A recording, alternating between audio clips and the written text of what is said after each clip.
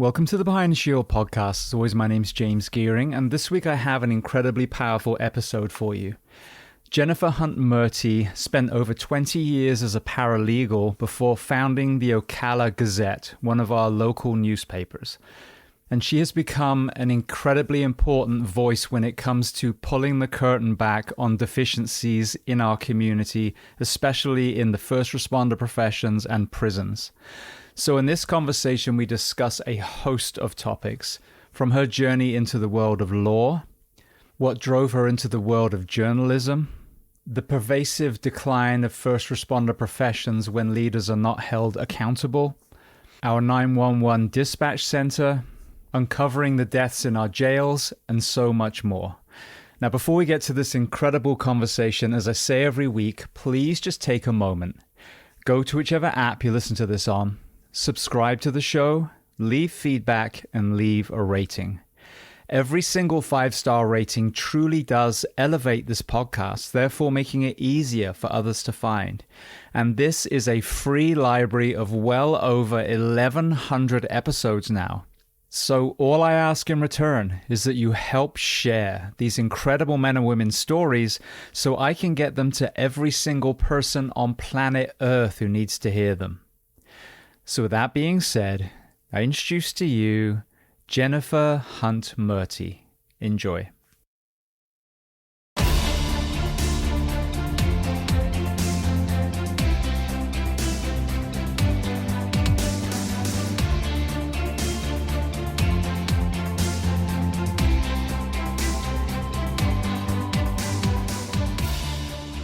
Well, Jennifer, I want to start by saying thank you so much for taking the time and coming to my home and doing this interview in person today.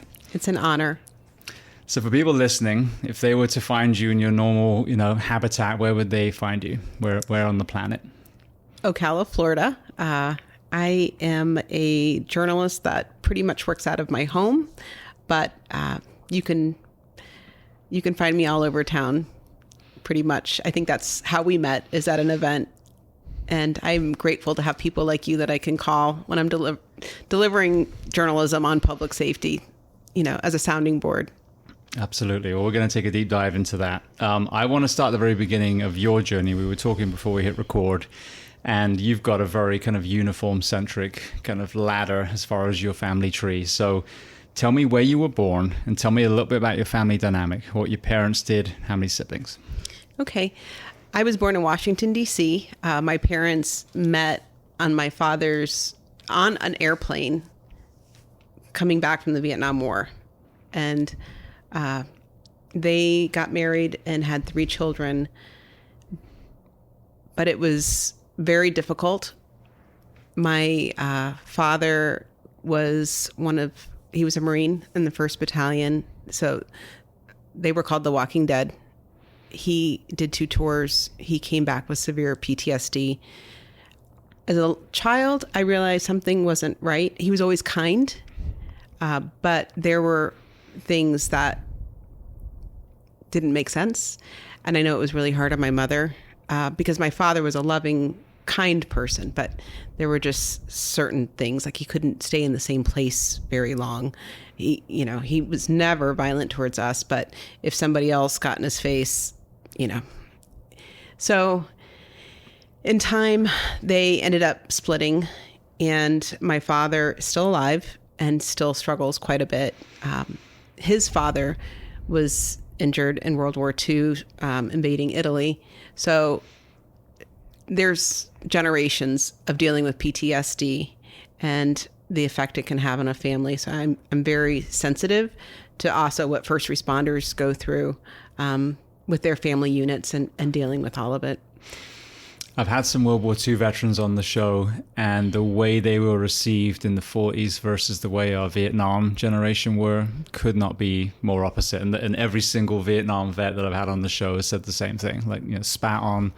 One of them was wounded and literally waiting to be evac'd when he got to the US and was urinated on. I mean, just absolutely disgusting. And then you think about that mental health impact that you may or may not have been drafted. Then you go over, you probably at some point, I would imagine, have a feeling that maybe this war wasn't what you were told it was going to be. You know, you lose people, you do things that you have to do to survive, then you come back, and then your tribe, your nation has turned their back on you as well. And I just can't imagine how crushing that must have been for the men and women that were over there.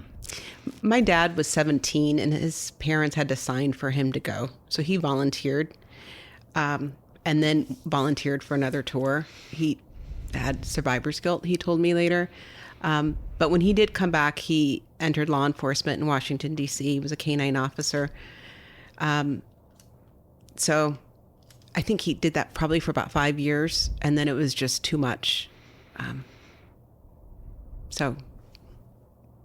And was he able to transition to another career after that, or was that pretty much kind of like the end of the road career-wise? He became a serial entrepreneur, and there were months at a time where he'd be in another country. We wouldn't hear from him. So it was a rocky road. I'm really proud of my brother, seeing him change the patterns, of our family. He's raising his boys the right way. Well, the book I just wrote last year kind of takes a deep dive into that, into generational trauma. And I think this is something that we're starting to realize now, is we're all grandchildren or great-grandchildren of the World War II generation. And we've romanticized their homecoming, that they just rolled up their sleeves and they got back to work. But you actually hear, on occasion, these actual men, or at least children, grandchildren of them, and Granddad wasn't okay. Granddad was far from okay. And then he's raising the Vietnam generation, so they grew up in that household, and then they go off and add trauma to trauma, and you have this. So I think it's incredible when you hear that people have identified it and said, I'm not going to let that domino fall on my child. I think it was probably in the 80s, like late 80s, that I, as a child, first heard of the term PTSD, and many people were discounting it. And I remember feeling frustrated, like, no, my dad's definitely, got something going on. I'm so glad we've come to the point where we are now, where there is more mainstream understanding of the impact it can have. It's interesting because when you actually reflect, there was, shell shock, a soldier's heart, 1,000-yard stare. I mean, all these terms for PTSD, it's been there, since the beginning of combat, I'm sure. But it's bizarre. The 80s especially is probably horrendous for the Vietnam generation, because then you have these bodybuilders portraying soldiers, and John Wayne and all these other people that never saw combat, that projected this kind of faux stoicism that then created even less of an opportunity for these people that were struggling to actually reach out and be vulnerable. Yeah, that's true. So what about in your childhood, as you were going through the school ages, what were you doing as far as exercise, hobbies, those kind of things? So I was raised very religious. My mother, that's how she powered us through it. So we were at church 3 times a week and volunteering a lot. We were not involved in sports at all. So I didn't have that normal upbringing exposure to those things. Somebody asked a while back how I became competitive when I didn't have the exposure, but it worked out okay. So what about career aspirations? What were you dreaming of becoming when you were in school? I wanted to be a missionary. My aunt and uncle were missionaries in Africa, and I thought serving in that capacity would be the right path for me. But then a few changes happened, and I got very interested in the legal field. So I started college a little late, not right after high school, and went while working full-time for a legal studies degree. And that would probably be my first career, 20 years as a paralegal, working mostly for trial attorneys. One of my thoughts was to go to law school, and I probably regret that I didn't do that next, but instead I transitioned to this career, which is journalism. So when you're in those 20 years, as you walk through, what was some of the issues or injustices that you started seeing systemically? Well, when I moved to Marion County, which was about 17 years ago, I already had probably about 10 years under my belt in the field. And I ended up working on some very interesting cases that really gave me a window into what the local landscape is like. In fact, in hindsight, when I interviewed, the attorney asked, "Do you have any problem working on a case against the local sheriff?" At the time, it was Ed Dean. And I was like, no big deal. Why would I have a problem with that? I understood as time went on why I might have a problem with that. But that case, which was covered in the news, it was a federal case about a young man who was killed by an officer and a canine. And investigating that death, it was before body cam footage, but OPD had just put video cams on their cars, and they responded to it also and moved the car so that there was some images. That trial gave me a window. I mean, things came out at trial, like the medics being called off. I mean, so many crazy things happened. It was eye-opening, because I usually, was helping mostly in civil cases. I was not involved in criminal cases at all. So that was my first window. And in those type of claims, you have to point out that there's a policy or practice in place that's facilitating violations, constitutional violations. And in this particular case, I was allowed to go through a ton of internal affairs reports, things like that, that we believed showed that the sheriff was turning a blind eye to some of the actions of his officers. Now, fast forward 10 years and I'm in this role, and I think to myself, I bet you nobody's gone through all those internal affairs in the past 10 years. It's one of those things I would like to do one of these days. It's on my list. What was the backstory of the things that were broken that led to that death then? Lack of accountability. I believe that the entry of body cams really are keeping people honest a little bit more. In this particular case, it was an officer that, who knows, maybe had PTSD from something else, but went unhinged, and he killed this. I don't know how else nice to say it, but he killed him with his walkie-talkie, hitting them in the head, and then let his dog chew on him. It wasn't pretty. At that time, because when you look, for example, at, Compton, obviously that's a part of the country that's, known for violence in the 80s. You see systemically how you had these wars between gangs, and then, law enforcement, and law enforcement almost became a pseudo rival gang. There was, this back and forth, and again, they were fighting for their lives, and you've just created this absolute vicious circle of violence, and, at times then obviously corruption and covering up things, and obviously the Rodney King, et cetera, et cetera.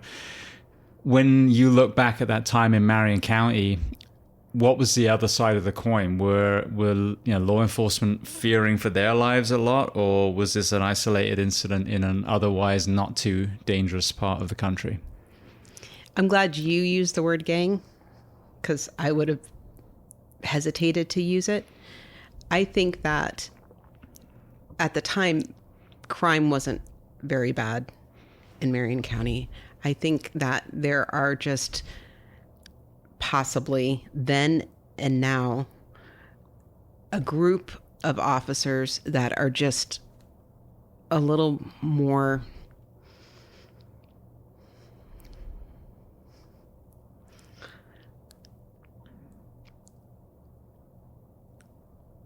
quick to draw. And instead of calming each other, if one sees the other getting out of line, they look the other way. They don't. And that lack of accountability, even within these units, is troubling. It's where the public is very vulnerable, and I don't think they understand how vulnerable they are. They tend to think, well, I'm lawful. I'm never going to, have a negative interaction with a first responder. However, it happens. People are falsely arrested, and you could end up in a very dangerous jail, which ours is very dangerous. There's very real implications on your record. So it's something leaders in law enforcement need to set the tone and give their men and women accountability, and also help. Not everybody is raised with the same core values, and I don't know how you teach those or if you can, but there does need to be a greater emphasis put on, the words that they have on the side of their car: integrity, honesty. Who's policing that? Absolutely. As you transition them out of the paralegal profession, what was it that even drew you to journalism? Love of community.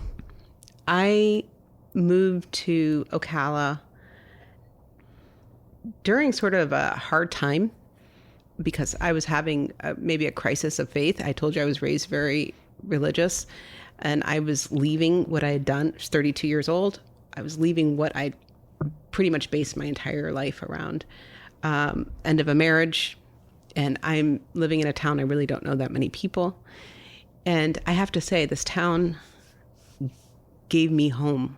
I met wonderful people who accepted me into the community. So at some point, I fell in love with it. I fell in love. I'm very protective. I'm the oldest in my family. So when I would watch meetings, and I often would, for my job, government meetings, so I would understand what was going on,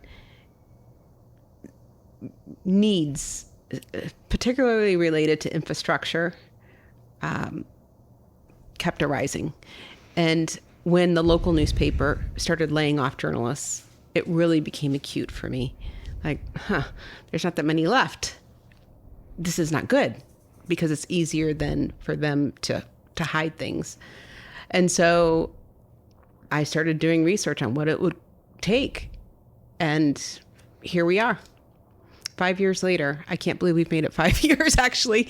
It's been the hardest thing I've ever done. When you look back, before we get to current times, what have you observed as far as the evolution or devolution of journalism in general? I think that there's a disconnect in that because of social, there's so much information out there. There's so much media out there, but not all media is journalism. Journalism is independent fact-finding. It's delivery of information that is constrained by certain ethical considerations. There's editors involved that are, questioning, your fact-finding, your source material. It's a lot more rigorous, and we have less of it. Even though we have more media, we have less journalism. And one of the things that I think is really at stake is media literacy. So people are having a hard time understanding what is independently sourced information and what could be delivered like news, but possibly from another country trying to cause discord. So that's really alarming to me. But when it's local journalism, like what we do, the people know us. They see us. There's more trust. They know all I have is my credibility. And I have to be able to look at them in the face when I see them. They know I want to get the story right. So journalism, local journalism, there's less of it. I believe it's almost more important than any other kind of journalism because it has the ability to give people information that impacts their daily life. So it's gotten worse, but there are people like myself all over the country trying to really bootstrap it and do as much as they can with a little. I wish I had a team of 50 like the Star Banner did, 20 years ago. If I did, Now, why not 50 anymore? What changed to change the landscape there? the funding mechanisms. Previously, pre-social media, if you needed to get the word out on something, you bought advertising in your local newspaper. Now people can just run ads on social media, so all of that revenue has gone away. Also, there has been a shift in, I don't know, a nice way to put it, but trying to streamline operations and really take away local assets by huge corporations that own newspapers all over the country. And what they're trying to do is put as little local journalism out there and just share stories from, across the state, because it saves them money. They don't have to employ journalists as many that way. So because of the corporate structure and the fact that they're owned by hedge funds, so at their heart, I don't even know if they know any of these communities or care about these communities. So in our particular case, I'm local. I love my community. I want it to succeed. Even when I have to criticize it or report something that's unfavorable, it's coming from a place of let's fix it. Let's do the best. A corporation doesn't have that level of heart. I shared a video. I've shared it many times now, but it talks about exactly what you're talking about.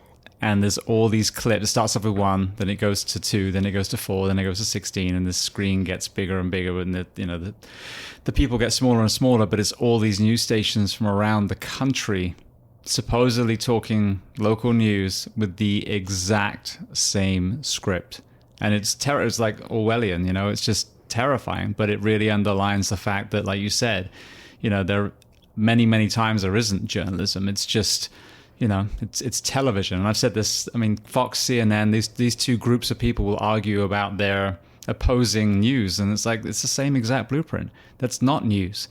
I've always said this, the screen is split into 4 people who argue about opinions. They're not disseminating news at all. It's just an opinion show, no different than The View or Jerry Springer. I agree with you. It's funny because I think there's also a disconnect with people understanding what news is an opinion. And so a lot of times I'll have people, and I realize sometimes we're in our own bubble when it comes to understanding how we're being perceived. But I have a lot of people wonder, what are your intentions? Why are you choosing to give us this information? Especially if it's unsavory information we don't want to hear. What's your intentions?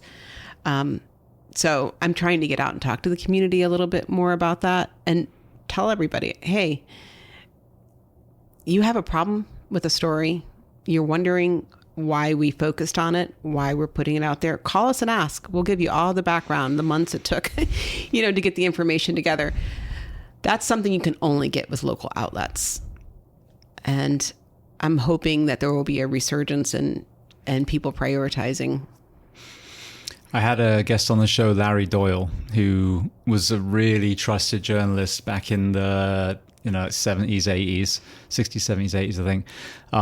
And he was the first person to interview Nelson Mandela after he was released from Robben Island. So that, I think, speaks volumes. And I asked Larry, we've done a couple of interviews now. He actually ironically moved to Gainesville. He's just up the road. But I asked him, what happened to the news? Because I grew up as a young boy with the BBC. And I would argue back then it was very, very matter of fact. This is what's going on. And he said that, up to a certain point, the television networks would be owned by a corporation, and the corporation would have other things that would make money, and they would fund reporting, fund journalism. And they'd have an amazing budget to really go there and embed and, learn the story and report the way it was supposed to be. And I think it was kind of like the Murdoch era. They changed that model, and they said, news, you need to start making money now.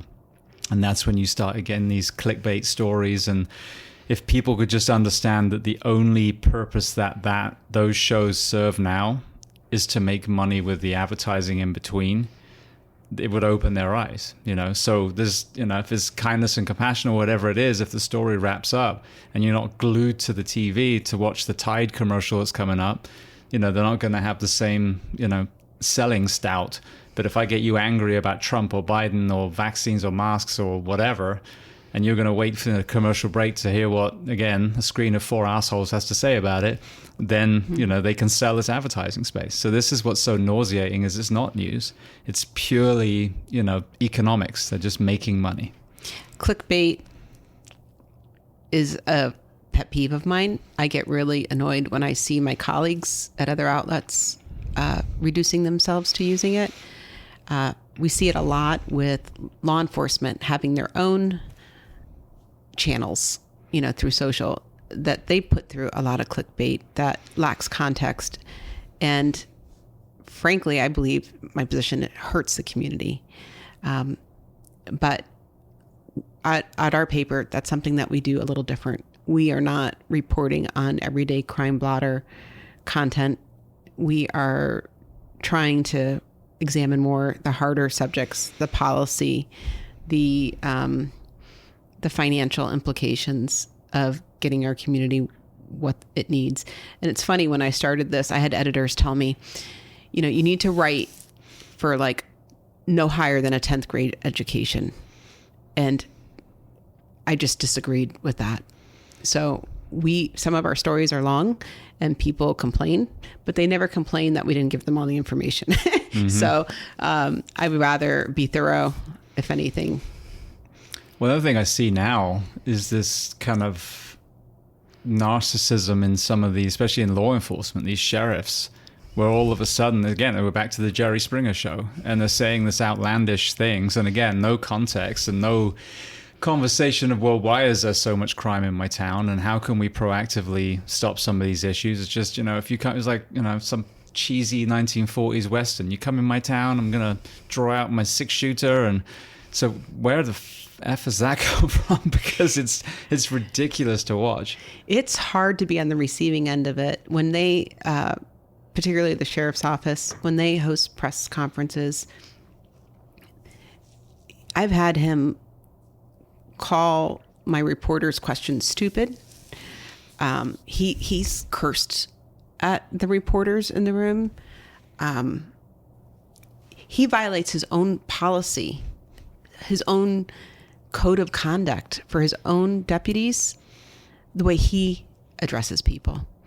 And so now I go, like, if there's a press conference, I'm not going to send one of my people for that. I'll handle it. But I think he thinks it's entertaining. I think it shows a lack of dignity for the office he holds. And what's the trickle-down effect on the men and women that serve in his department, that he's allowed to talk like that? It's not healthy for the community. No. Well, again, I mean, as we sit here now, what has it been, 9 years now? That's pretty much been, the precedent's been set from the White House too, from both sides.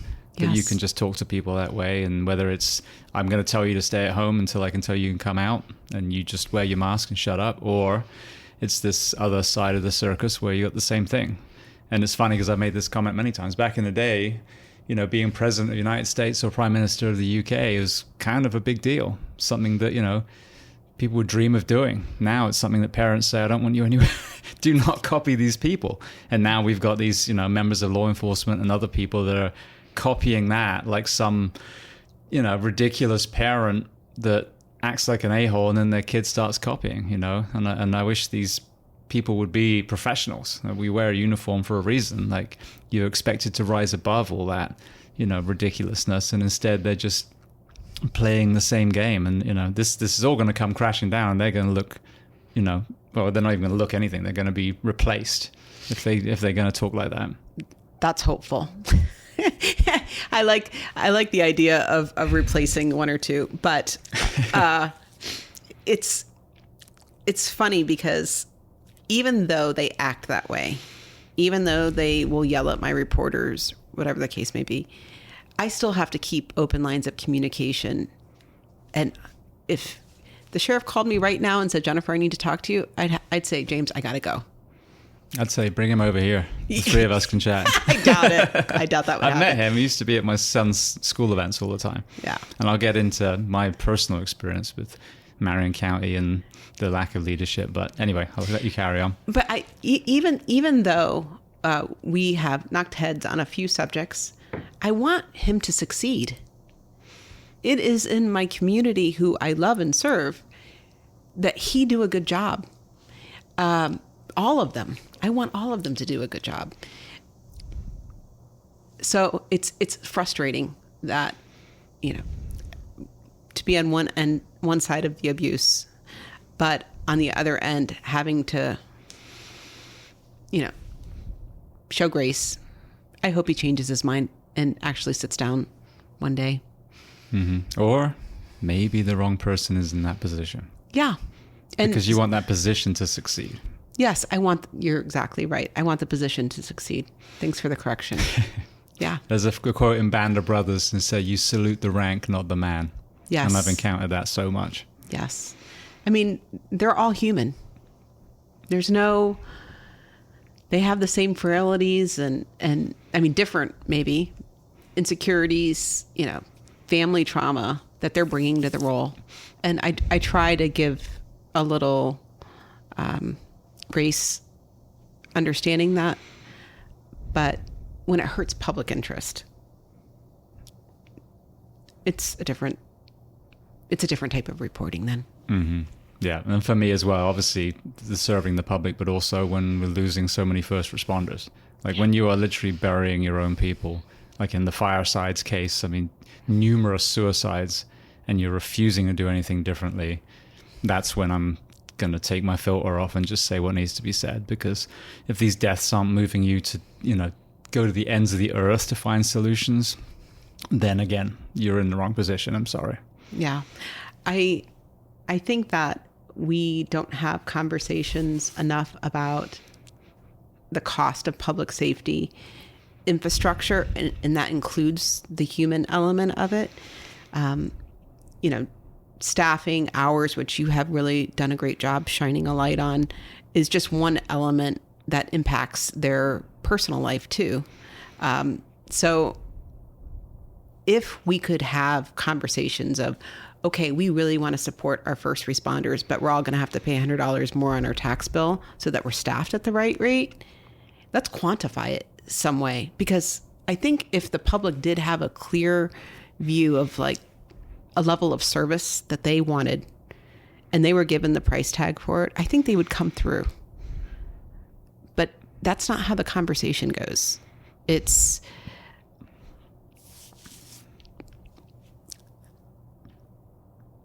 always after the fact when something really bad happens. And there's a huge price tag by that point. Yes. And human life, and then, like we were talking before we started about that, the assisted living facility that recently had a high cost of life, and the union there, shed light on they're not staffing their engines to the nationally recommended level. And, most fires, able-bodied people are running out. But what happens when it's a fire in a building and they're elderly and not able to move? Mm-hmm. Yep. Yeah. So we need to be staffed in advance, have all the infrastructure in place to prevent those things from happening. But it comes with a price tag. Well, this is what's blown me away. And I've had this conversation with a lot of people recently.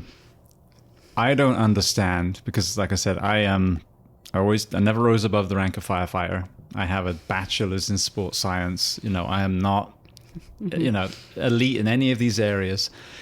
But it's become painfully apparent that there is money for a lot of this, but it's downstream. So, for example, with the area I know more about, Marion literally shared the numbers when we were at the IHMC Blue Sky.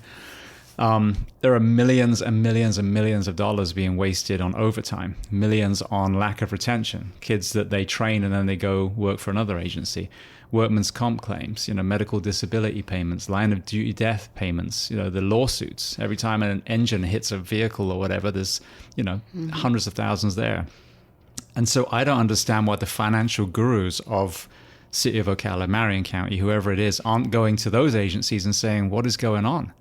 We're bleeding money. What can you do differently? And then they, there's this, county up by Tampa that's doing it differently, and they've filled all their vacancies and their overtime's gone away. Why are we not doing that? So this is what, my stance is that we don't need more money. And a good example is, I use this a lot, is the NHS in the UK.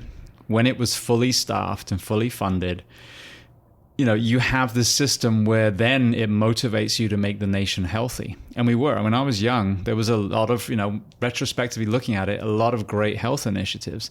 And if you keep the nation healthy, then you only use your tax-based healthcare system for the things that are really needed, the elderly, births, cancers, car crashes, etc. But now it was kind of pseudo-privatized. And, obesity has hit the UK tremendously, and now it's falling apart. So how do you fix the NHS in the UK? You put it back to tax base and you put all your money in getting British people healthy again. And it's the same with this. How do you, where's the money to fix the first responder professions? It's in all the downstream costs. And even, we'll get to it, I'm sure. I can only imagine the millions in lawsuits after these deaths and abuses of power in law enforcement and in fire. I mean, that alone is probably, enough to put God knows how many more officers in vehicles. So this is what I don't understand, is this false economy. And I think it comes from cowardice. I just want to look good in a fiscal year so I can, again, get up on my pulpit and make crass remarks and say that I've saved the county this amount of money, but you haven't. There's a complete false economy. There's a lot of smoke and mirrors with public safety, budget, and communications.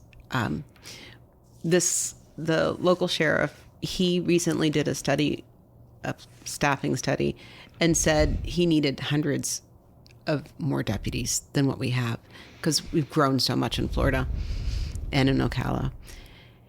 But he only ended up getting like 20 or so added to his budget.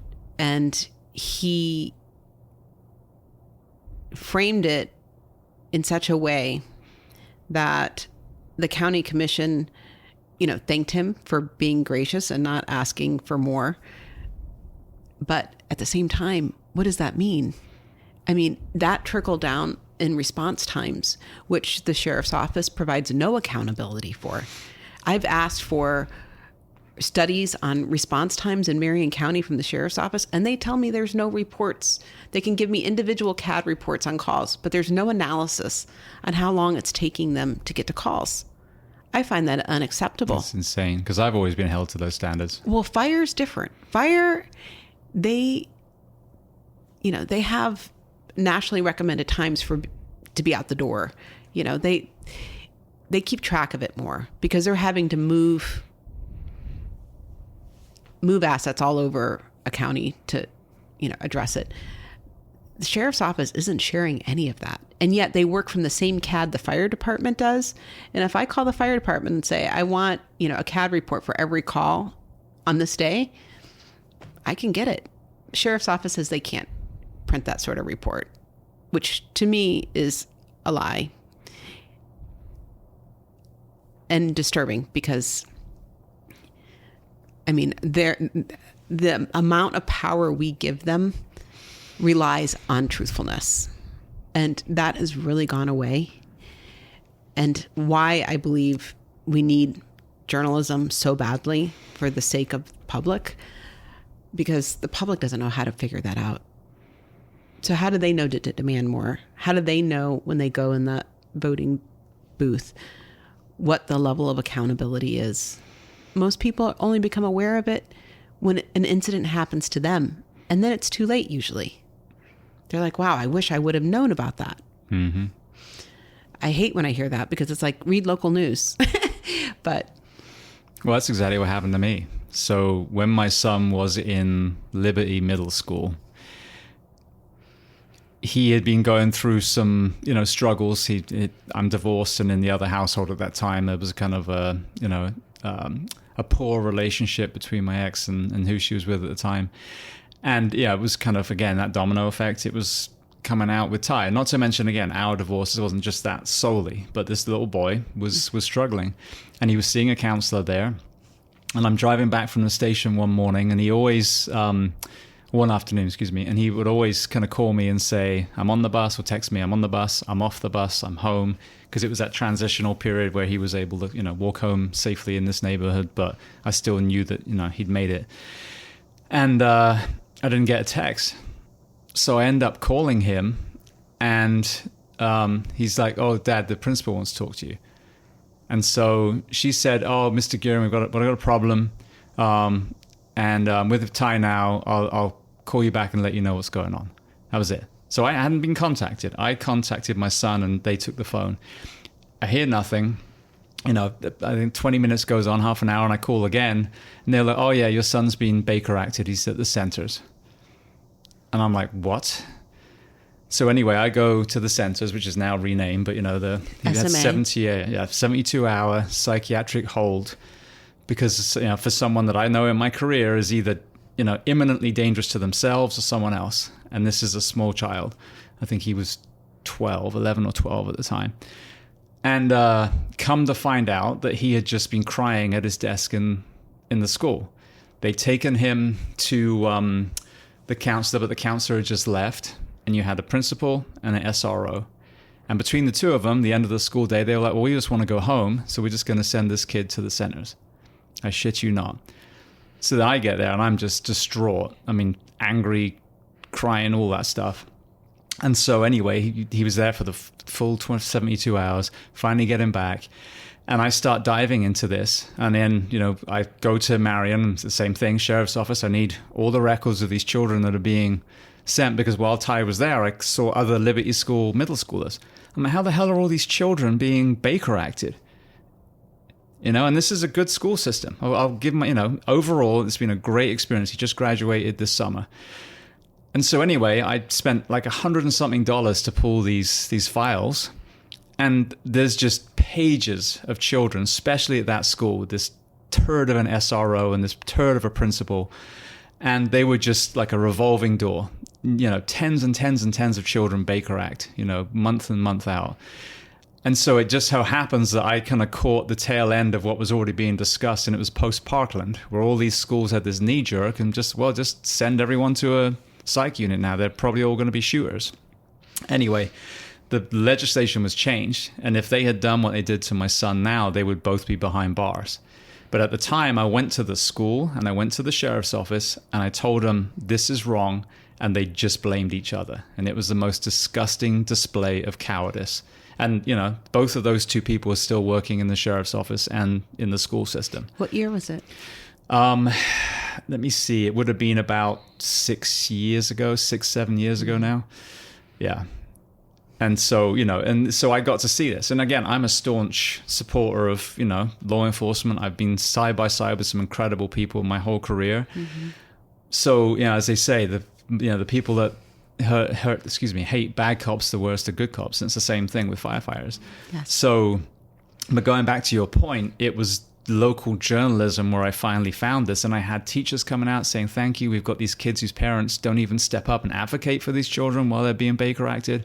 And I uncovered this whole issue. It just so happened that I got to it, and then a few months later, with the help of all these other people that obviously been in the fight way before me, that it finally got to the point where it was deemed illegal. But the centers had a great protocol written, and the school and this deputy completely disregarded. What should have happened is they should have sent someone over, do an evaluation. The whole protocol was about downgrading, and contact the parent was number one as well. So they couldn't have done anything worse, and neither agency had the backbone to say that was wrong and we're going to look into it and we're going to take care of it. So that's failed policy.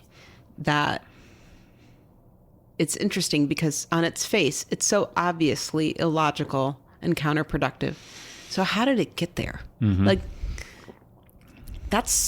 There's plenty of subjects where, you walk away from looking at how things work,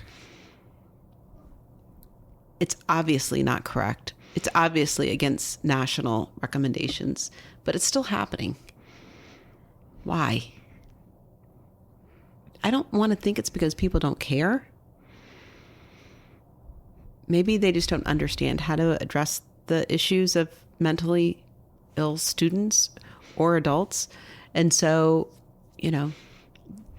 their response is to just hand the problem off to somebody else.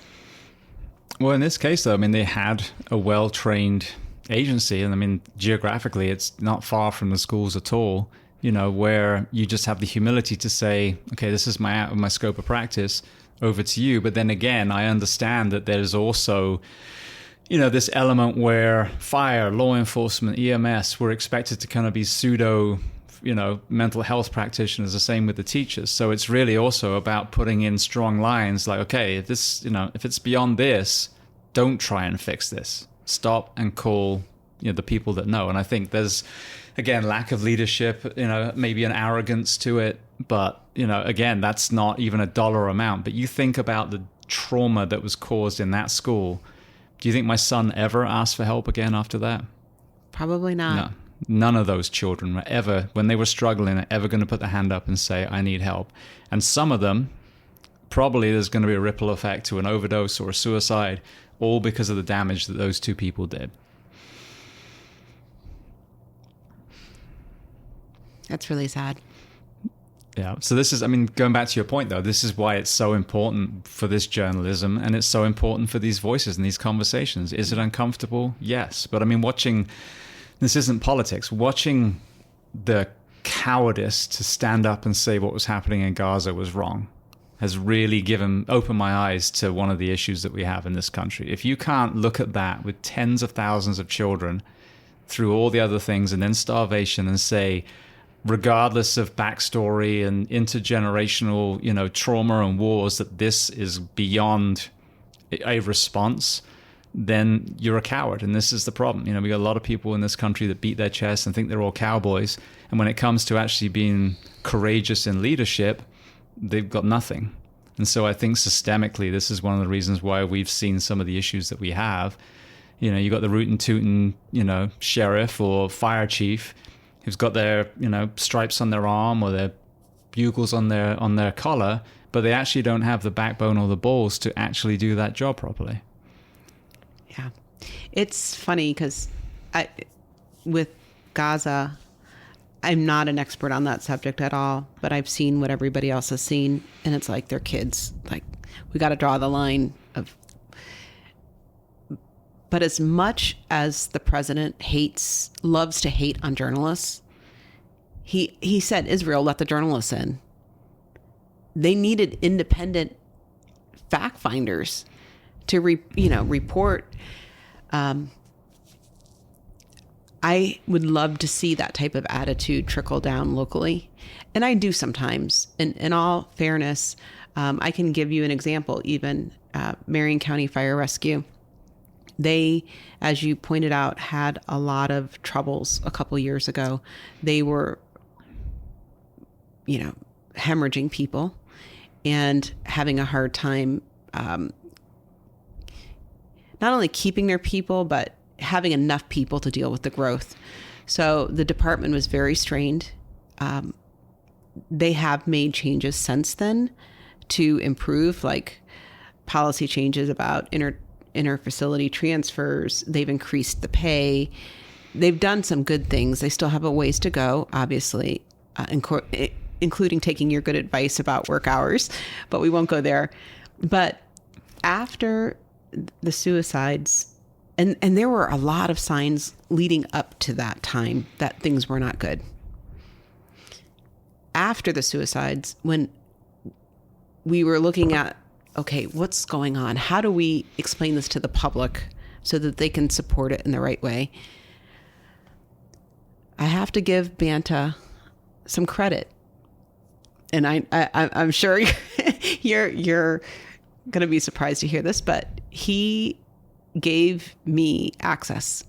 Like, for example, he had a town hall with the department where the chiefs would answer questions, gripes on anything. And I was like, oh God, this is going to be bad, but he's going to let me sit in the back and listen. And I'm so grateful he did, because it allowed me to hear what the concerns were from the people in the field. You know, if they're worried that their colleague has a mental health issue or a drug problem or an alcohol problem, what are going to be the consequences of them speaking up to get their friend help? You know, how do drugs play into treating the stress they have? Can they have medical marijuana like maybe somebody in the public can?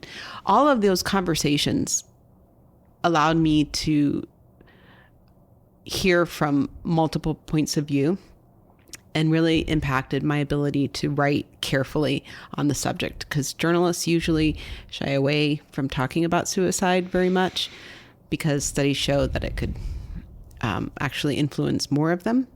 So we took a very careful approach. We were able to shine a light on that. There has been improvements. There's still a ways to go. They let one of my reporters even spend 24 hours with the most busy station, and she wrote honestly. We're not going to sugarcoat it.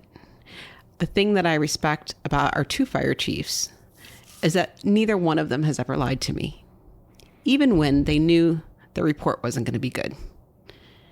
I can't say the same about local law enforcement. So I'm grateful for that. And they have given me access so that I understand the stories I'm reporting on.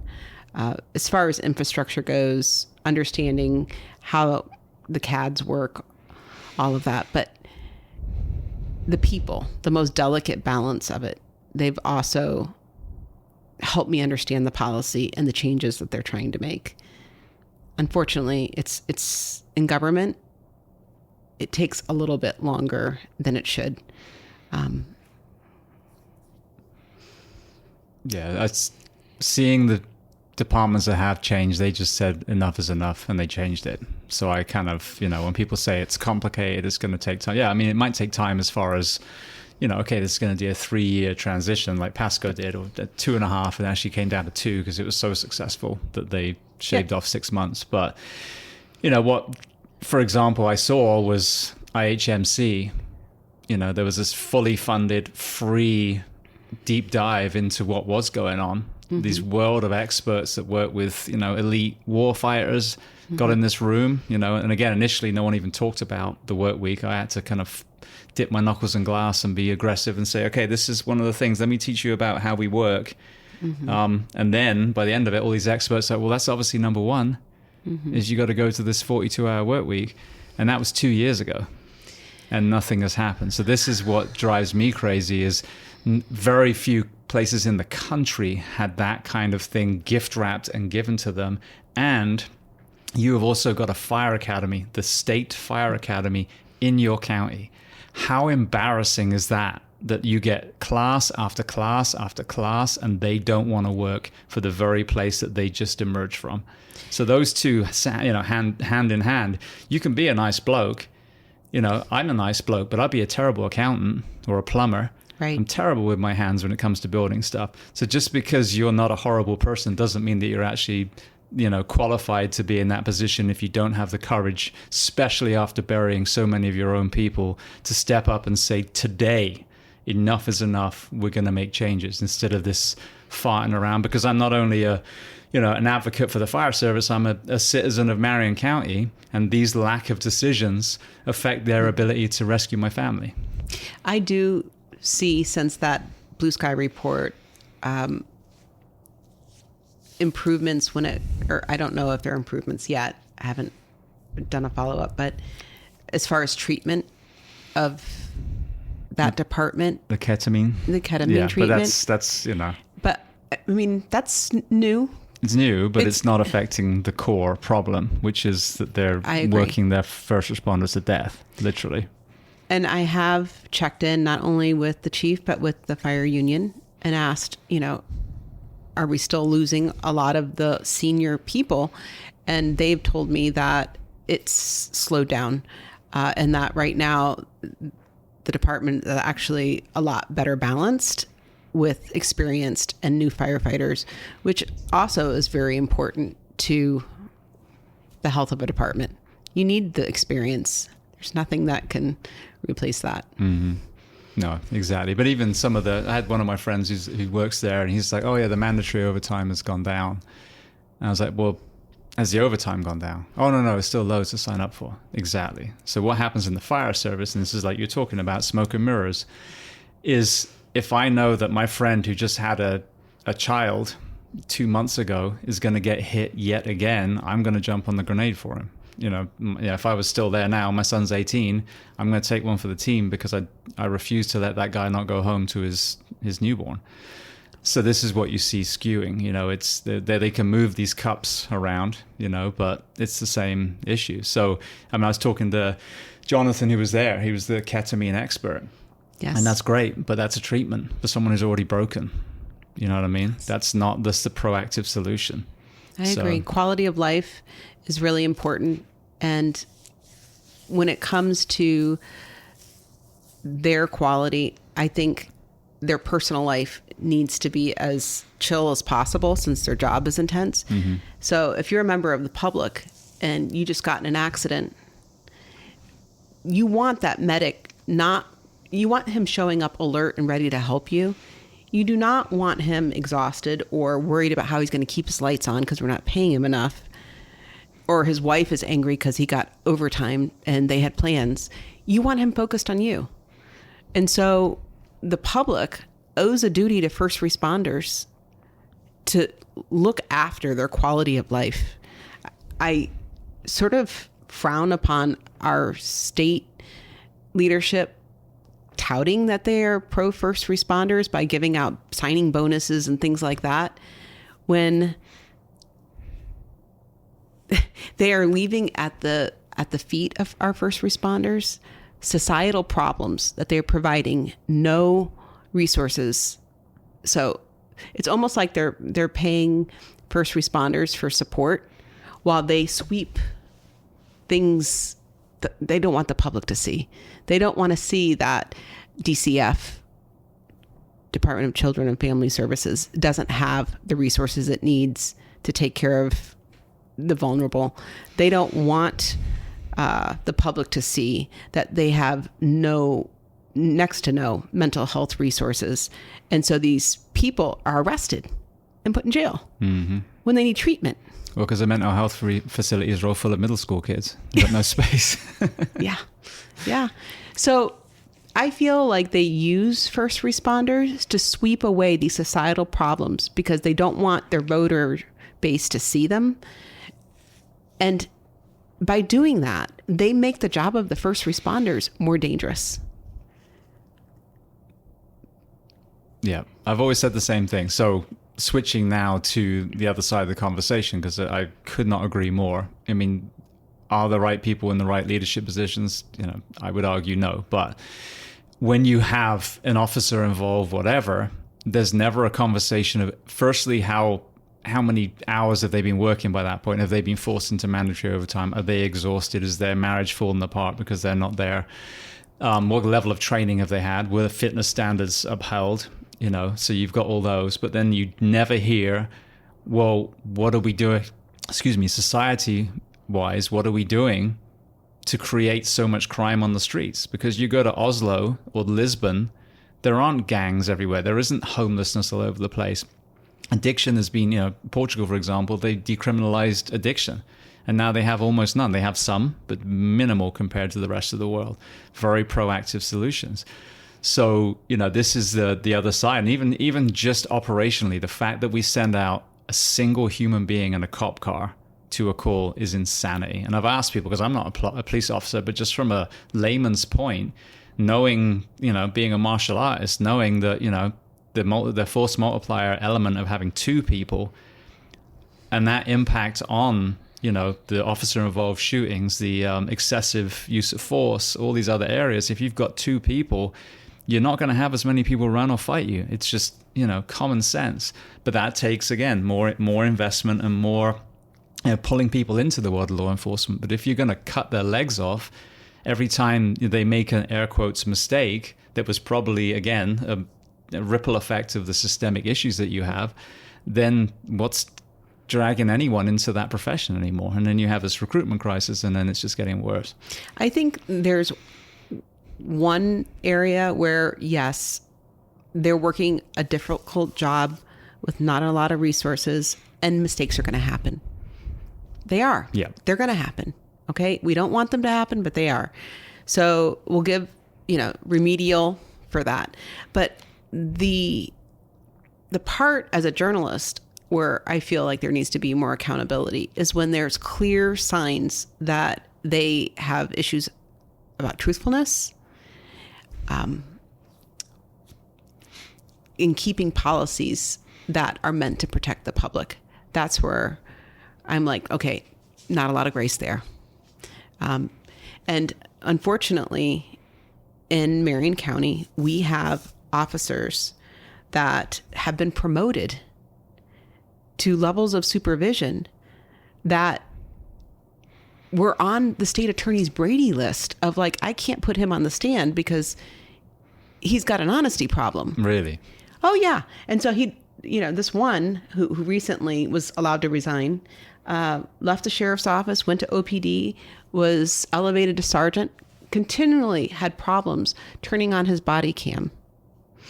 But another officer's body cam caught him taunting a juvenile at a very tense situation, like picking a fight with him. There were plenty of red flags up to that moment. And instead, I don't know if he was a favorite of somebody. He was given more responsibility. So what message does that send to the rest of the rank and file? Ooh, we need to be friends with the chief because then we can get away with whatever. So I get concerned about that. But when it comes to supporting them in the work that they do, it's more than just money. It's more than just, buying them coffee. It's looking at their whole nucleus, their families, the price they pay for having an unstable work schedule, the loss of relationships that can happen. We can't pay anybody enough. Risk of cancer, all of it. Like, who would ever do that job? Mm-hmm. Yeah, exactly. I mean, and the thing is, as a profession, like both of us and law enforcement, I was saying to someone the other day, if you were going to go work for Publix, and when you're in there, someone comes out and is like, "Oh, you wait, 10 years from now, you'll be on your third marriage and have an alcohol problem." You are not going to be making pub subs for a living. You're going to be like, "Screw this, I'm going somewhere else." That is the profession that we've got, and it's insane. And then, we are known to live usually about 5 or 6 years past retirement. That's it. So you put all that time in, you risk your life, you miss all these important things with your family, and then you drop dead. That's not what should happen. If you're going to have these men and women that make this ultimate sacrifice, the service, that I think we make up like 1% of the population, if I'm not mistaken. And then that shortens your lifespan so much so you don't even get to do anything when you retire and see your grandkids. I think it's disgusting. And kind of transition a little bit to get your perspective on the city and or county council members. Because I remember a few years ago, Marion County firefighters were woefully underpaid. And I think when I first moved here, firefighter EMT was like $9.50. And that's two separate careers. That's the Swiss Army knife of the first responder profession, aside from actually being a paramedic. And I'll say it because it's public knowledge and the video's out there. Carl Zalek, who again, another one strutting around in his little cowboy hat doing his, narcissistic videos, laughed at our firefighters when they asked for a pay raise. Yes. And that is disgusting. These men and women are working 56 hours a week for $9.50 or whatever they were on that pay scale at that point, and you're laughing at them for wanting a wage when, one day he's going to be staring up at a Marion County paramedic or EMT because, we're all going to need them one day. and you view them with that much disdain that you will outwardly laugh when they ask for a livable wage. I think it's disgusting. And these are the kind of people that we see in these council, positions that are in themselves the barriers to the first responders having a healthy environment and the taxpayer actually getting the response that they think they're going to get. I do blame a little bit county administration for not letting the commissioners know that they were approving lots of growth to our community without having the infrastructure in place. We need to remember that a lot of these council and commissioners really have no experience in planning. And so they rely on staff to tell them, okay. And it sounds logical. Like if you're going to have people over to your house, you worry about, do you have enough parking? Do you have enough food? Do you have enough water?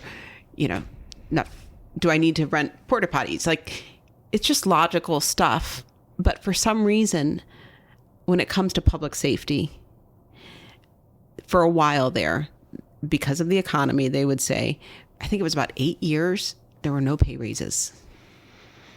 No anything. So we were really behind. But now it's better. It's competitive now. But it took a lot of union work to get it switched around. I used to really frown on unions, to be honest with you. I've changed my tune.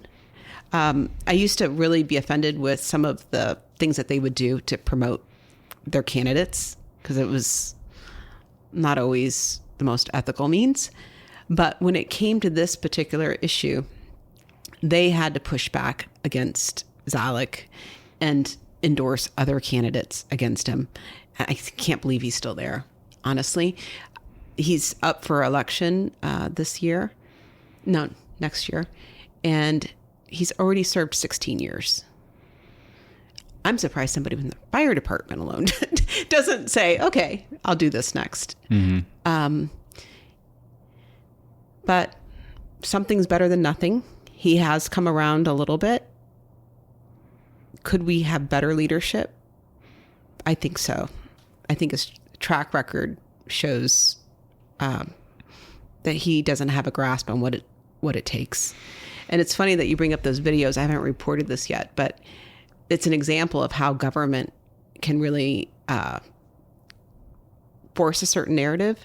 Those videos, he is using tourism tax dollars to create them. $275,000 just this year for those insider videos. That's insane. You've got local journalism. We're producing videos on how people are dying at an abnormal rate at the jail. I wish I had $275,000 to produce them and push them out into the community. But it's an example of how government can control the narrative. Yeah. Well, even, the funding for more firefighters. I'm love this town. I love the horse culture here. I'm a son of a horse vet myself. But that $1 million and something sculpture that went up on the bridge as you come in, you're telling me that was more important than having a fully staffed first responder community? So that was paid with tourism development tax, and it was $4 million, by the way. $4 million? Yes. Oh my God. Yes, it is a pretty sign, but it was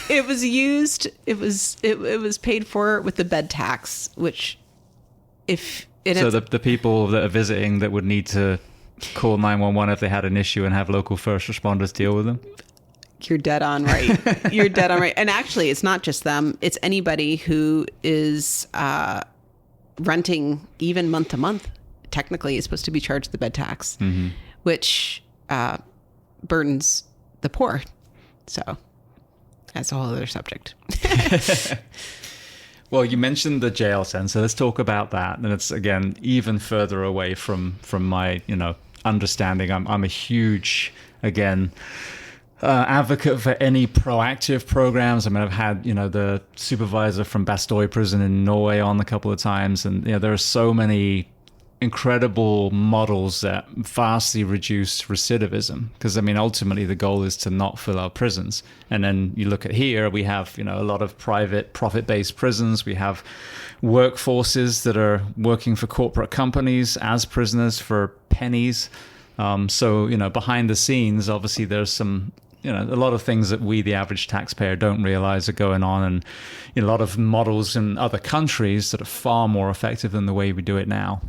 But that being said, that's the only kind of area I've really talked about. What are some of the issues that we're having locally in our prisons and jails at the moment? So we have a very high recidivism rate. If you pulled like the list, you'd have people arrested 90 times, 60 times, 50 times, lots of them. And it's because they're usually homeless, mentally ill, and so they're in the system. Unfortunately, as a society, we've criminalized this, and we don't have leadership that's able to have a full conversation. So, for example, say there's one inmate that died. He was 39 years old. He was on probation and didn't pass a drug test, a urinalysis, a test. And so they arrested him and put him in jail. There was a time where you would hear members of the public say, well, he's at the jail, he's detoxing, it should be okay at least. No, the jail is a very dangerous place to detox. They don't have what they need.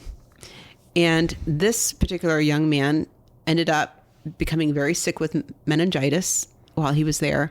And rather than take him to the ER, they basically let him die in the jail. And when he couldn't get up to obey an order in the infirmary, couldn't get up to obey to have restraints put on him, they pepper sprayed him.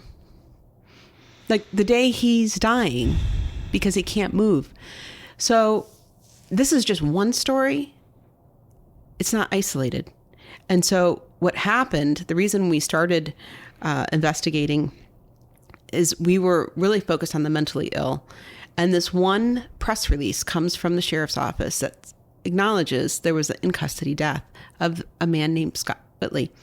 He was schizophrenic.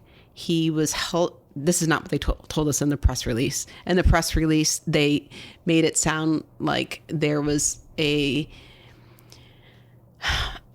was not submitting to restraints, and became combative. And so in the incident, he was tased and died. We found out he was schizophrenic, held naked in a cell, a concrete cell with no bedding, no anything, no meds for a week. He was arrested on a civil. He didn't want to leave his home and he was being evicted. So they asked him, they said they want to do a cell inspection.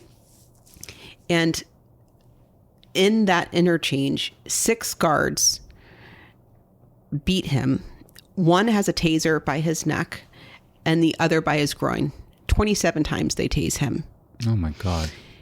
It's all caught on video. And I'm like, I want to see the video. And the jail gets to claim security exemptions. So what they do is we learn of incidents like this and they're like, yeah, sorry, can't give it to you because it's all exempt. Florida statute exempts any facility. So there is a way to seek a court's help to overcome the exemption if we can prove that it's in the public's best interest. So it took a while, but we found a lawyer because Whitley died in November of 2022. We found a lawyer eventually that would help us file a lawsuit against the sheriff's office to see the video. The family was able to see the video under a gag order, and they told us he complied, and they still did this to him. So our argument to the court was handling the mentally ill is a societal problem. We need to show the public what happens to these people when they end up in our judicial system. And it was interesting because the court heard our testimony and then said he would issue his order. The next morning, he entered an order recusing himself. And it got sent to a judge outside our county, which is highly unusual for a judge to hear a case and then a case be transferred. I have a lot of respect for the judiciary and the confines in which they have to make decisions. If a judge feels like he needs to recuse himself, he should recuse himself. Mm-hmm. But the next judge entered an order in our favor. The only thing he said is, you can't release this video to the public, but the sheriff has to let you see it. So me and another reporter, Caroline, we went to the sheriff's office. We sat in the room with the same public information officer that lied to us about what happened and watched the video. And sure enough, this man, before they rush him, they tell him to sit on the toilet. And we saw him sit, and as they are rushing him, put up his hands like in defensive, please no. And they still slammed him into the wall and did what they did. Then we realized by looking at the timestamp that they waited 6 minutes to call for EMS. He was already dead. But having that aha moment of watching it and going, wait a second, FDLE investigated this one and they didn't correct the sheriff's narrative. The state attorney watched this. They didn't correct the sheriff's narrative. If it had been 6 people, not guards, that had rushed this mentally ill man and killed him, they would be facing charges probably. But instead, because they're guards that work for the sheriff's office, it's covered up. And once we realized, okay, wait a second, there are so many people willing to lie about this. What else is happening here?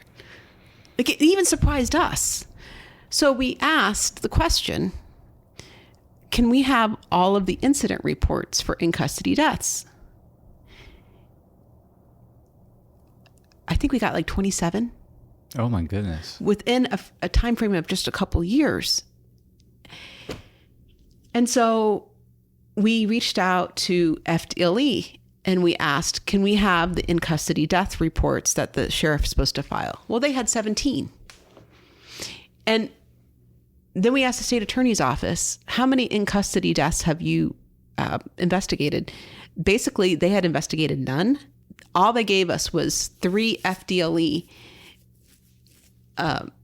investigations for in-custody deaths. And one of them, FDLE and the sheriff's office hadn't given us, but I had known about.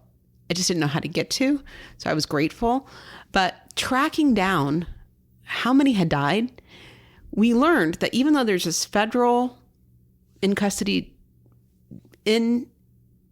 death reporting act, there's no state mechanism in Florida to enforce it. So in this particular case, I was concerned about the medical provider at the jail that also provides services to Sumter County Jail. So I asked FDLE for all the in-custody death reporting for Sumter and Marion. And at a state level, we have to get a lawyer involved anytime we make a records request. That's how bad the transparency issues are. So we did our request for in-custody death reports, had our lawyer serve a notice of intent, give us the records. Because of that, the person fulfilling the records request called me. And this never happens. But she wanted me to understand what was wrong. She goes, I'm going to send you Marion counties, but there's none from Sumter, but I need you to understand why. These in-custody death reports go to the grants department of FDLE. The only way we can enforce the federal, reporting act is if they ask for grants, and Sumter County hasn't asked for any grants. So Marion County Sheriff has. That's why they're there. I wonder about Sumter County, but I've since learned their guards wear body cams, and I've heard it's a little different there than what we see in Marion County. But once we realized how many had died, and we started digging into what happened, there continued to be concerns about the guards beating people, particularly the mentally ill, but also clear evidence of medical neglect. So we started asking questions about that, and it's led us to a point where, our local in custody death rate at the jail is 4 times higher than the national average. Something is wrong. And yet from this reporting, community members have told me that they've gone to the sheriff. What's the problem? What's going on? And just last month, he told the county commissioners, Heart of Florida, which is the medical provider, is doing a great job no matter what you hear in those articles.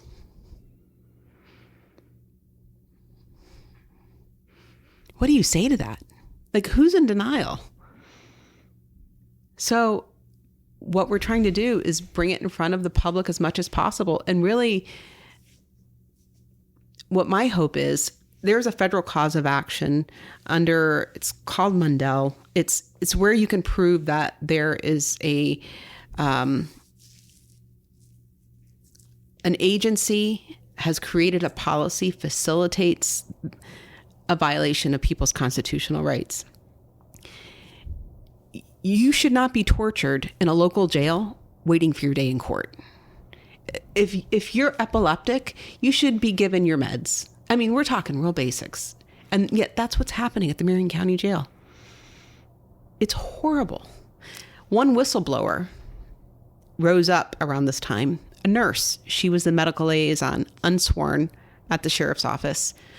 I got the reports that she did for a good part of 4 years, showing major deficiencies with Heart of Florida's staffing, the timing that they were responding to inmate sick calls.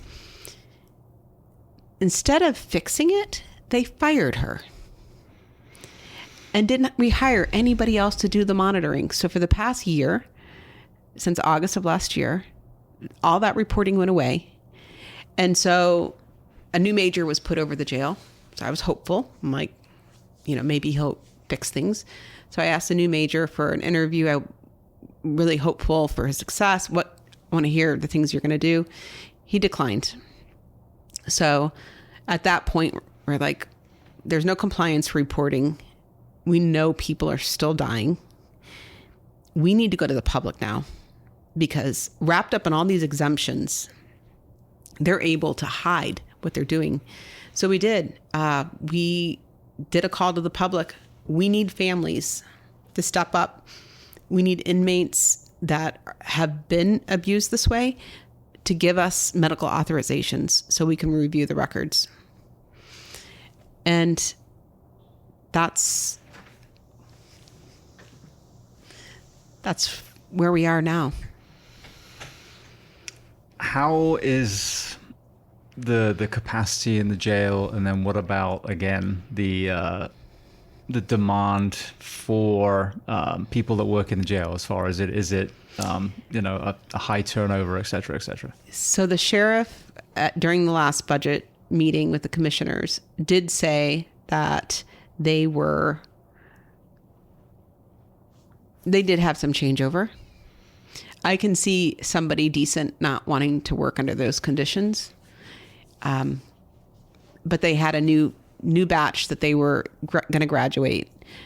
But I'm reading, like, for example, this year we asked, I think it was in May, for all of the use of force reports for the jail, just for this year, from January to through May or June. And there was about 100 of them. And so we went through each one, compared what was happening in their legal case, and looked at all the common factors. By far, some of these people were deemed incompetent by the courts even. And there's pictures of them, black and blue, beat, strapped to a restraint chair for 15 hours, like really serious consequences for being mentally ill. And the reason I had to order those use of force reports and do it the long way, the hard way, was because the major said by email, although he would not give me the interview, that he had improved use of force since he came on board. If this is an improvement, God help us all.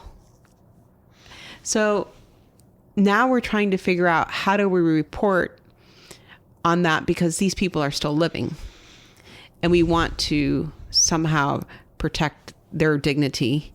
But this is really a problem that involves the courts too, because we have a mental health court, but it has limitations.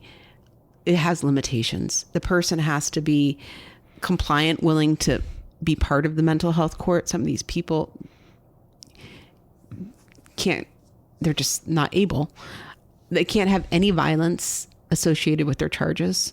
Well, if you look at the charges of almost all of these people that we found use of force and incompetency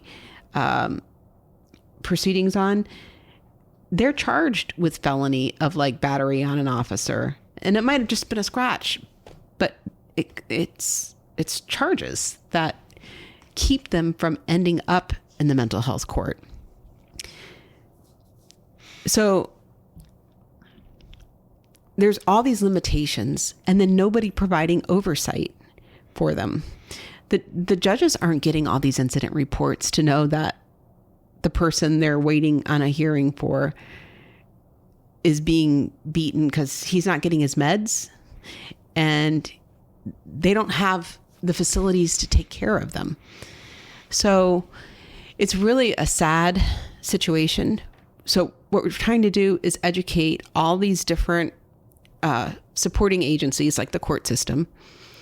This is what's happening over at the jail that nobody's telling you, because I'm sure a judge wouldn't sentence somebody on a misdemeanor charge knowing that it was going to kill them. A judge wouldn't. So, what's the disconnect? I think the public thinks that all of these agencies talk more than they do. They don't. There's little to no accountability outside their community. That means the public has to stay engaged, and they need local journalists chasing down, getting past the barriers that are put up. I will say, doing this type of work, though, it also reminds me of how many good people there are too. And these lone voices, like this whistleblower, this medical liaison, we need to hear those voices, because they're being pushed out because they don't want to fix the problem. That's not right. And I think it's another reason why I worry about unions for law enforcement, because in our local area, I didn't realize it, but they are really just part of the Fraternal Order of Police. Mm-hmm. They're not part of the Police Benevolence Association that much. So one is definitely stronger than another in protecting their workers. I have come to sort of an opinion that OPD and Marion County Sheriff's Office, if they had stronger union support, would be able to defend and speak truth to power in their own agency. When you're talking about accountability, when I reflect again, I remember saying, all right, if people, what happened with my son, because they basically kidnapped my child. Yes. Is what happened. So where's the checks and balances? And they were like, no. I said, so you can basically do this on a whim and there is no repercussions whatsoever. And at that point, yeah, which is again when the law changed, and now there would be. But this is the issue, is that these are, these decisions are costing lives, costing mental health, whatever it is. And I think from the jail and from the prison point of view, on the other side of the coin again, trying to be fair, obviously not at these extreme levels of abuse, because that's its own thing. But, these corrections officers are in prison too. 12-hour shifts, don't see daylight, outnumbered, again, understaffed, overworked. I know someone who works from the nursing side, and she's treated awfully. So, yeah, I mean, this is a systemic problem. And then again, like you said, we're talking about proactivity, and if recidivism is that high and you don't have the ability to deal with these mental health issues, and let's circle around to your father and all these other, that's a mental health issue. These people weren't giggling toddlers going, oh, I hope I have, schizophrenia when I'm older, or PTSD, or I hope I'm addicted to meth. No, the things happened to them and it took them down that road. And we don't look at it with empathy. And it blows my mind because I see a lot of churches around here and other, places of worship. Pretty sure Jesus wouldn't be like, well, just lock them up and then slap them around a little bit. That will bring them around from their addiction. No, of course not. So we're even disconnected from the very faith that's supposed to be embedded in this area. And there are solutions. There are places around the world where it works really well. Norway's compassionate version of prison, and don't get me wrong, that turd that shut up that summer camp in Norway, he's in a box like Hannibal Lecter. But the rest of them that are, they realize that there is an ability to rehabilitate them. They're in houses. They've lost their freedom, but they live together in a house. They cook, they clean, they go to work, they go to school, because one day they are going to move next door to you. They're going to move back to your street. And this is the philosophy that I don't see here. Again, these sheriffs, beating their chest, talking about how tough they are on whatever. Well, we know that war on drugs is an epic failure of 80 plus years. Yeah. And you're buying into that. It's not worked. Addiction is a mental health crisis. Can you get everyone? No, but we could make a huge impact, not only on the civilians, but I know of many firefighters locally that it was an opioid overdose that killed them. Mm-hmm. And then we have the suicides. Mm-hmm. So in uniform, out uniform, it's the same exact conversation. You don't fix it with locking people in cages. You fix it with proactively figuring out what is the root cause of this and how can we address that and invest in addiction counseling and mental health counseling and job creation and housing and these things that will put people back on their feet. And the ones that are really beyond help, that have these extreme mental health disorders, those are the ones then that you're able to put in these facilities and take care of. Yeah, I agree. I think that one of the challenges is shame. So, for example, if somebody was arrested and abused at the jail, they probably don't want me writing about it. So I'm trying to navigate, how do I tell these stories? How do I get families to be honest about what's happening? There was one family who was new to Marion County, and they had a schizophrenic daughter that they called officers to Baker Act her. That they could tell she had a cycle of just needing an intervention greater than what they could give. But the mother had taken care of her daughter as good as she could. They came to their house. They handled it poorly. And when they went to grab her hands to take her, she started flailing. I don't think she was trying to hurt the officers, but she had a ball she was holding. And they tackled her to the ground and tased her in front of her son, her mother, her sister. Then they got her outside and medics looked at her. I got to hand it to those medics. I was so proud of them when I watched the video, the body cam footage, because they put her in the ambulance and asked her questions. And at that point, law enforcement deputies, sheriff's office, had decided that they were going to charge her with 3 counts of felony battery on an officer. And the supervisor came and told the medics, go ahead, let's just take her to the jail. The nurse will check her out. And the medics were like, no, she's not okay. We need to take her to the hospital. And they had to stand there in the street arguing with a superior officer at the sheriff's office just to get this woman care. That's moral courage, though. Yes, I was so proud of them. I wish they could have heard me clapping, and I think that happens probably more often than the public realizes. But this poor family ended up having to spend so much money to get their loved one out of jail. The person was traumatized more.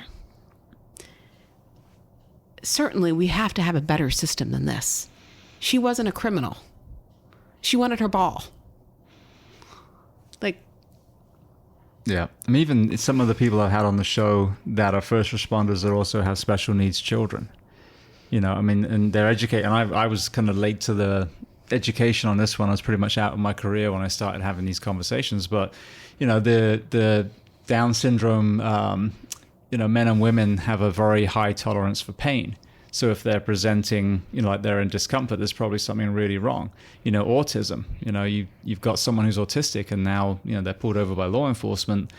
Can that be misinterpreted with, you know, violence or a threat? And now they've been killed and they were just freaked out because a dude in a, you know, tactical vest and a gun on his hip, you know, presented the wrong way. And so these are the nuances, even taking out mental health, just some of our special needs population, and Absolutely. how some of them have been ended up, you know, beaten up or even killed.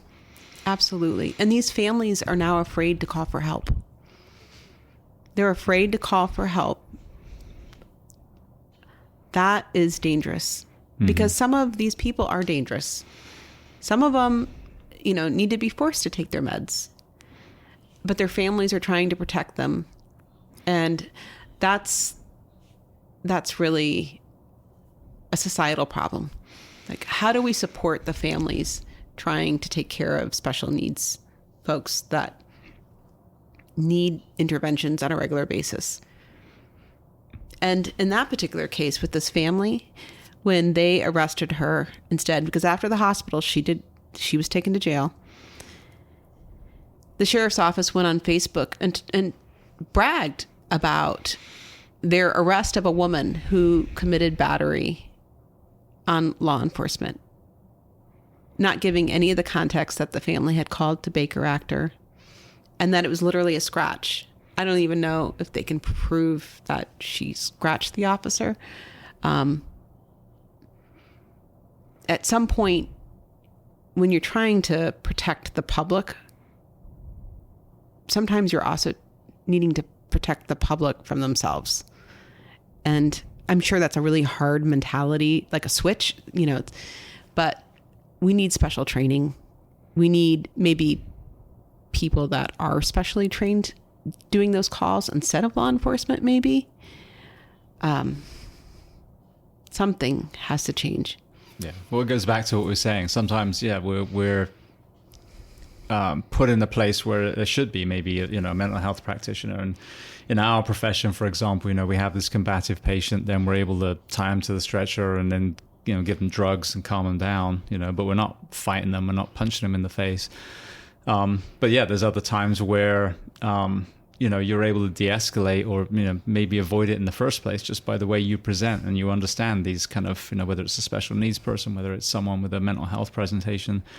And I think we make it worse because we under-equip these police officers and, again, under-train them. You know, the more the recruitment crisis, you know, becomes prevalent, the less experience these people have. Then we have, you know, a very violent society. So now, obviously, a lot of our law enforcement officers are murdered literally on a daily basis. So then does that create more of a hair trigger? Of course. We all want to go home to our families. So I think this is the issue, is it's not one place.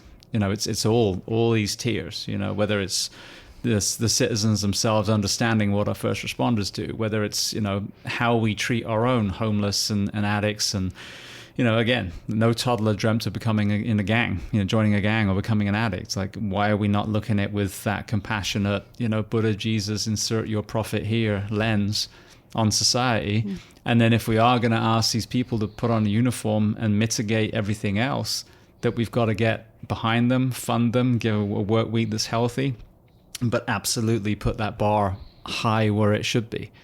Because, you know, lives really are at stake. I can take a life with the wrong med, and a cop can take her life with the taser or the pistol. Mm-hmm. I really think that on a broader scale, communities need to figure out a way to become connected again. Unfortunately, like families, for example, that have a special needs child that might feel hesitant to have other people around because they'll be impatient with the child or go out in public. They really have to live sort of isolated, and that's not fair. It's not good for the families trying to take care of them. And then also understanding being close with our community, the first responders need to be close to the community. It's not just a job.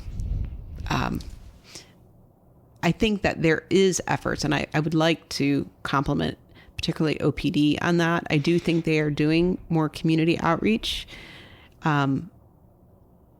So I do see slow recognition of we need to understand each other, and that's needs to be done on a greater level. People need to know who their neighbors are, because technically that's your first responder. The person right next to you is your first responder. So if all of us were looking out for each other, whether it be walking past each other in a parking lot, seeing your neighbor slumped over in the yard, needing somebody, public safety is in all of our hands. It's not just first responders' job. And I think when we start taking responsibility for, how am I protecting my family? What information do I need to protect my family? And then my greater community. I think if people approached it that way, we'd have better conversations, because they would feel it. They wouldn't wait till it impacts their family. They would be proactive. Mm-hmm. And that's what I hope reading our stories makes them think about. If medics in our town are the fastest on scene, they often are, but they can't go into the home because it hasn't been cleared by law enforcement first. Like, the public needs to understand that. I mean, there are things that could be done, but they have to be demanded. So, as a kind of final comment, if you were queen for a day, what were the things that we need to start moving towards so we can change some of the issues that we highlighted today? I've been asked in the past what holds Marion County back from being the best it can be. And they thought I was going to automatically complain about our elected officials. And although there are some that need to be replaced, I think the cronyism is what protects the people that are doing the wrong thing. I think we need to normalize disagreeing with each other and calling powerful people out that are not doing the right thing. There is a hesitation to do that. And I think that the public will get the community they deserve when they start demanding it, instead of being apathetic. If I could change that one thing, don't be apathetic. Use your voice to demand better and to demand accountability. If my community would do that, I think we could be so much better than we are now.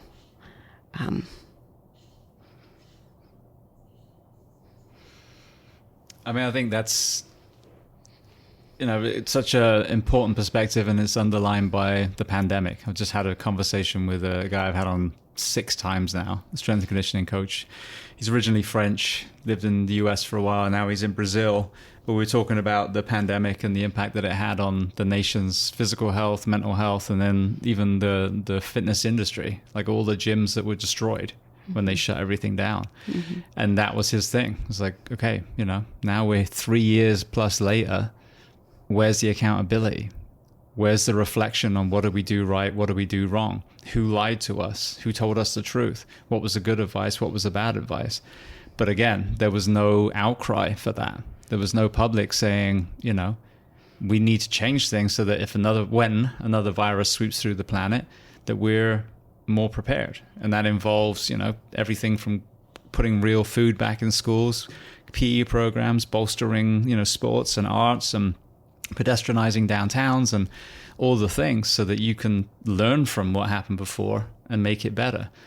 But I agree with you completely. And this is the whole point of this podcast is there's no one that's off the radar. Like if you're not, if your decisions are negatively affecting a community, then, I'm going to bring it up because A, I don't work for anyone. That's what, obviously infuriates some of the people locally.